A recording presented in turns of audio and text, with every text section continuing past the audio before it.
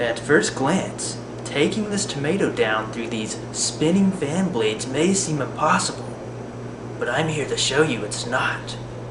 This must be done all in one motion. Okay guys, watch me go to work. Oh! F***! Oh! God dang, I cut my ear. I should have gone with my first plan, grabbing the tomato with my mouth and returning back to safety. Can't hear good.